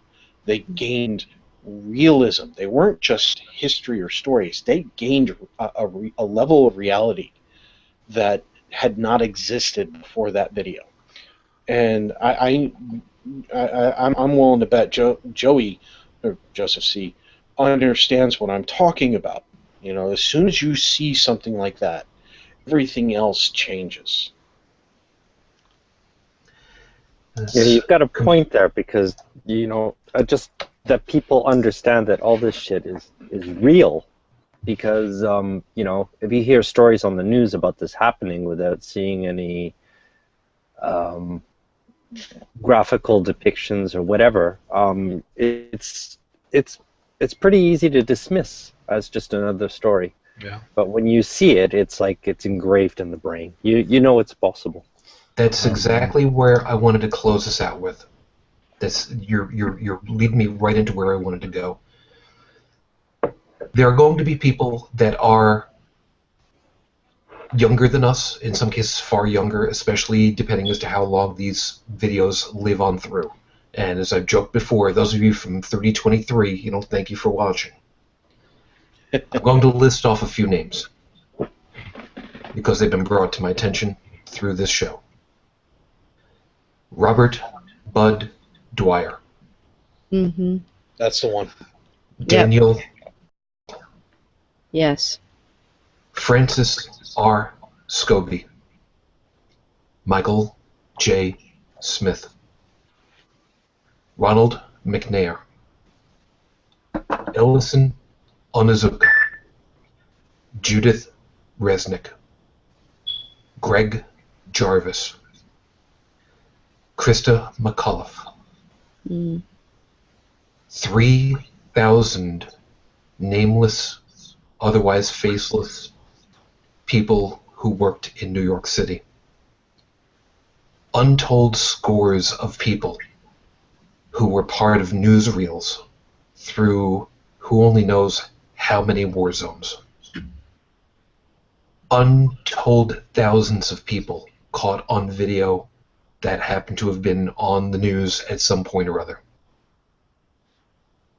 Does the news reporting agency have an obligation to show us what it is that's happening? Yes. Yes, they do. Because journalists, the news, they are in the moment historians. They have to tell us, they have to document. That's what they've committed themselves to doing, to letting us see in the here and now what is history being written. Because later, it's somebody else's job to figure out what it was, what the context was when all is said and done. Those are historians. But in the moment, in the now, do they have an obligation to record it all? Absolutely. Is it painful? Oh God, yes. Is it necessary for us all to see it at the moment it happens? I don't know. I don't know what any of these people would suggest themselves. I don't know that I would necessarily want people to know exactly in the moment what was happening to me. Maybe having it recorded and saved for posterity later, maybe. But is it really that important for the nation to see Jack Ruby in the moment? Would it have been necessary for the nations of the world to see that poor young girl running away from napalm attacks in Vietnam? Was it really necessary to see a plume of red fire billowing out the side of a skyscraper?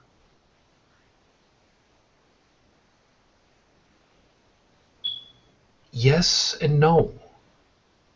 There's too much to answer. There's too much to try and digest of it all. But there is a certain dignity in all humans, in all life as we know it. Does it take anything away by showing what happens to it? How it behaves? I don't know that any of us can really answer that. Certainly not us seven with any degree of certainty. We're not going to even pretend that we have the answer to it all. But I'm pretty sure on behalf of the entirety of the panel that we hope that there is certain dignity that is given to those people in those moments. And I don't know that any of us can really figure out in the moment what that point is. We have our own personal hopes that, for example, as was mentioned, the falling man in New York City, that he would be given some measure of dignity and respect, trying desperately to, with some last measure of hope that maybe, just maybe, he'll survive out of something that was completely unthinkable. And then we have people that say it doesn't matter what he was trying to do. He was completely going against the doctrine of my group by killing himself knowingly. You would take away this person's last bit of dignity by saying he didn't agree with what you believe in. I can't think of too many things that are more callous than that. I'm going to use an expression that I wouldn't normally. Don't be that guy. There are certain dignities that we respect simply because we're societal. I think it's important to always keep that in mind, because the balancing act between what should be shown and what must be shown and what doesn't need to be at the moment, that's 3 juggling balls right there. They've all got their nuance. I can juggle, but you give me anything more than that, it don't work.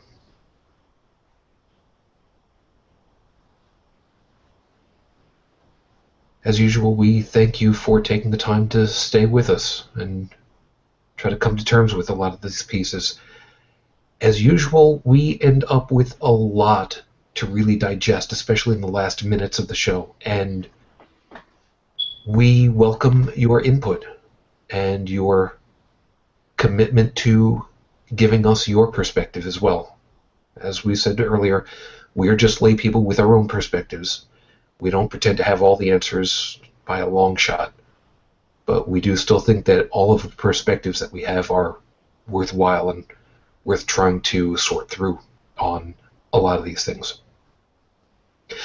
As always, everyone, thank you very much for your time. Joseph, good morning, and thank you for joining us, of course, as always. You are muted out. You're muted, Joe. You've been move playing on with to your Chris. mustache. No, sorry. Take care, guys, and thank you to thank you to you too. Chris, also good morning, and thank you for joining us. And by the way, for both of you, thank you for sticking it out with the time changes too.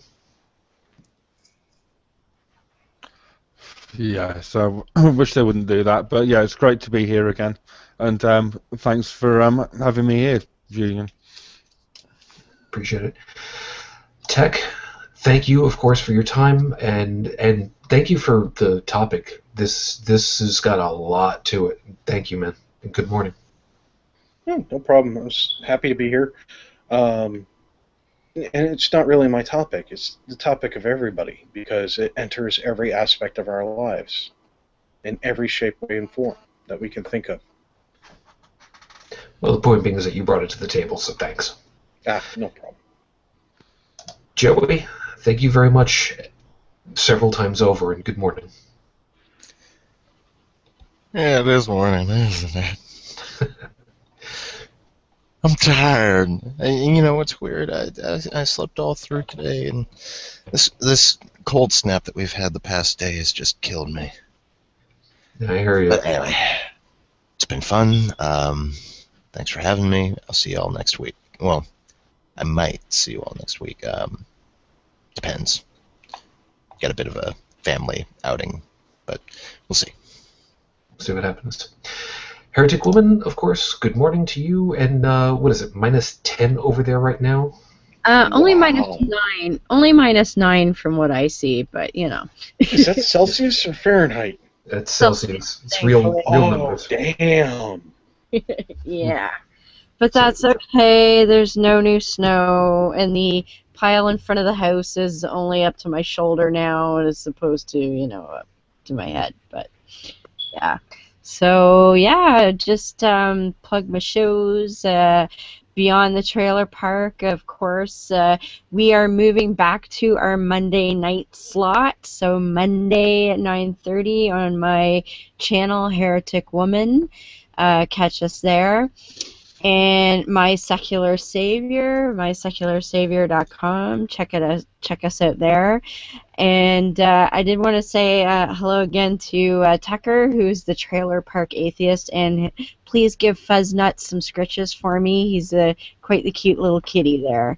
And thanks for hanging out with us, too. So Say hi to Pastor Roy for us. Yeah, exactly. Well, Pastor Roy is in Catfish Creek Trailer Park, though. I think that's not. I think Tucker's in a different one. It's okay. And of course, Park, you've seen them all. Dallin, thank you very kindly. And it's still good night for you at this point, isn't it? Actually, no, we are 10 minutes past good morning. Oh, It's 10 after midnight. Good The past few days, just so you know, we've had +17, +19, +20. Right now, even though it's midnight, it's still +4. So you can officially bite me, Dallin. anyways, it's good to be back. Sorry I was away so long. A lot of things. Hopefully that won't happen again. And yeah, it was great hanging out with everybody again. Thanks a lot. Plug By the way, all the Dallin, things. the proper response to Heretic's statement is where, when, and who's holding the camera. The sadly thing is, I can probably have an answer to that third question, but I'm not going any further with that for fear of, yeah. That's great. And by the way, Censorship. There we go. by the way, No. This has something to do with being able to, to uncensor myself, peace standing up. Let's just put it that way. Yes, and I'd like to be able to maintain that ability. Yes. She's got the same temperature going on. Oh, Yellowknife. We're the same as Yellowknife. That's lovely. Yes. Doesn't that just suck? One of these days, I'm gonna buy you plane tickets so you can go up there for a couple of weeks. I would freaking love the opportunity of going up over there. I would like to point out. I would like to point out that in now less than 4 weeks, I will be in Hickory, North Carolina at ReasonCon, and the temperatures there recently have been in the 80s, so you all can bite me that week. And I am so jealous that she's going to get the hobnob. Yes, I said hobnob, with the cast of The Scathing Atheist. I shall be doing that. I am. I have a bit of a green monster for that one as well. I'd love to meet those guys in person. I'd love to meet him and thank you for the picture of the man with the hamster going up the butt. Yeah. I will pass on all messages you wish to send. That's fine. And I do believe Tucker's going to be there too, so I'll be able to say hi to Tucker too. Well, Very cool. Tell Noah if he ever makes it up north my way, I got beers with his name on them. Awesome. Yeah. He's So, over in for the- Maryland. I'm going to be. I Yes, think I'm going Chris. to be absent that same weekend because I'm at QED over here in England. That's at the right. same dates as ReasonCon. So I don't know. You might want to try out for new panelists that weekend, Shujin. It's all right. We'll figure something out. Meantime, thank you guys. In all seriousness, thank you very, very kindly. We've had opportunities where the show has had far fewer guests and I will say it again unabashedly, I like having the full group because I love where all of the perspectives that we've got mesh and clash and come up with new things for us to talk through. And it's really, really helpful in a lot of different ways. And I will also make special reference over here for Tucker. Thank you very, very kindly. Your input has been greatly, greatly helpful for tonight, as you well saw. So thank you. Gene, did see you over there also. Thank you very kindly. And Beth, we did see you. I'm going to assume that you were probably just drinking really heavily, so you didn't type anything, but that's okay. So don't worry about that. Probably fell asleep because she worked like a 10-hour shift today. So that'll do it. And finally, as always, to all of you guys who are going to be going to ReasonCon. Now, wait a second. When was that again? Next week? Week after? No. It's the 24th and 25th of April, so less than 4 weeks. Okay, so we still got a little bit more time on that. All of you who have been are planning on going, have yourselves a great time. I'm kind of sorry that I can't go, but at the same time, stupid enough. It's going to sound stupid for me to say it, but I don't think that I'm worthy. So you are worthy, Eugene. We will see what happens in the future. Miss Ashley will kick your you-know-what for saying that. I'll just tell you that right now. She's welcome to try. As I understand it, she's going to need to wear at least 6-inch platforms to get even close to being able to do. So it's Oh, you ready? Oh, you ready? Let's get it on. Dun, dun, dun, dun, dun. Somebody just declared war. Pretty much. But in the meantime, thank you guys very much. If you would like to contact us, of course, and I do have all of the. I got all this stuff over on here. You can't read that. That's okay. Oh, I've got 2 different pages printed off. I've got one that I've got all of the accounts, and then I've got another one that's got the account logins and passwords, so I don't freaking lose them because they were all generated 3 times over through a randomizer. Because I no way in hell that I'm gonna be remembering these. Show us those again. Wait, did you show us all the passwords to your? Yeah, I should have told to you. Yeah. My email password is 12345. Amazing! I've got the same thing on my luggage. But better get some new luggage. Anyway, I just came with password. I was going to say the password. The website, of course, which we, Dell and I are going to see about getting, finding a schedule so that we can start really banging out on this and getting it started, of course, is holycrapthevlogcast.com. If you'd like to drop an email over to us in general, send it over to podcast@holycrapthevlogcast.com. Yes, there is going to be an audio podcast, a real feed, once we can get this all arranged properly. You can follow us on Twitter and YouTube. Sorry, let me back up a second. On Twitter, it's @HolyCrapTV. Find us over on YouTube, Google+, and Facebook at /HolyCrapTheVlogcast. And you can send email over to me directly at shootandribble@holycrapthevlogcast.com. I will be seeing about setting up all of you guys with your own email accounts as well if you'd like them. It's no skin off of my teeth. I can just forward stuff or set up an actual for you, but we'll deal with that as we get further into getting the website actually arranged properly. If you'd like to drop a voicemail over to us, feel free. 859-HCTV-554, which is 859-4288-554, or if you just want to record yourself and send it in to me via email, that's cool too. I'd be more than happy to take that. We need to get this out. We need to get the hell out of here because it's running a little bit late, and truthfully, I'm tired. And that's a lot of stuff. Opera browser. And there's a lot to really think through on this that I really hadn't thought about before. So thank you. You guys give me a lot of perspective to think through. For all of you, of course, watching, thank you very kindly. Those of you who have been live, especially thank you. We did not break double digits yet, so we're going to keep working on that. Stephanie, that's your job.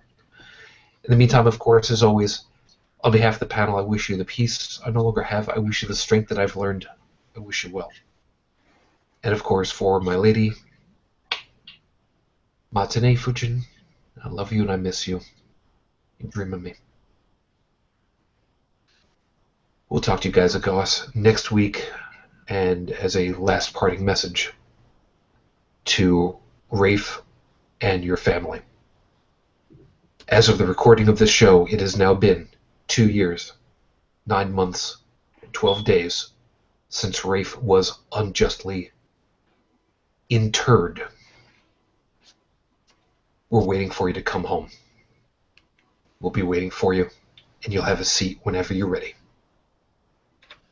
Good luck. Until next week, everyone. Good night.